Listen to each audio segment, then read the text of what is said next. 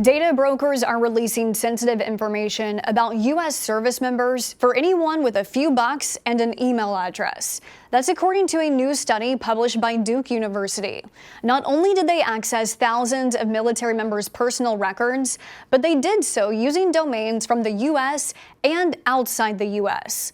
The study is sparking new concerns over accessibility to Americans' data online. Oracle, Equifax, Experian, and CoreLogic are some of the more popular data brokers. They have millions of personal data records they obtain by purchasing it from credit card providers, collecting court records, DMV records, voter registrations, and other public information. This can include names, home addresses, geolocation, family members including children, contact info, and salaries.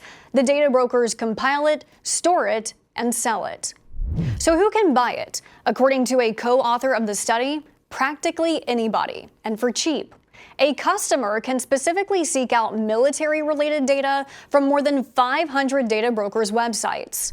In this study, researchers purchased 8 data sets from 3 different brokers. Each broker released between 5 and 15,000 identifiable records.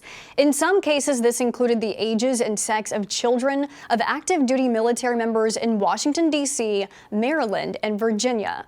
The final cost? Between 12 and 32 cents per record. Some lawmakers are calling for action. Some want new privacy laws to restrict the industry.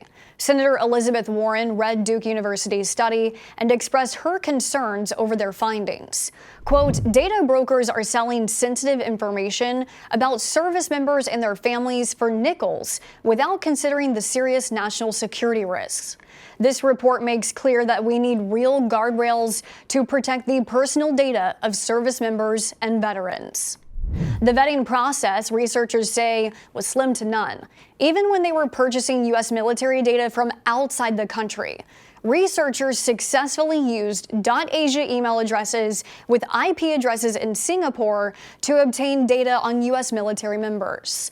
Researchers say one broker recommended paying for the data by wire transfer rather than by credit card in order to avoid any background check to access the data.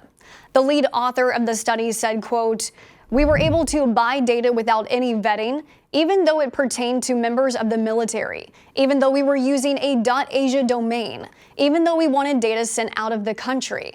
At the end of the day, this is a congressional problem because we need new legal authorities to deal with these risks.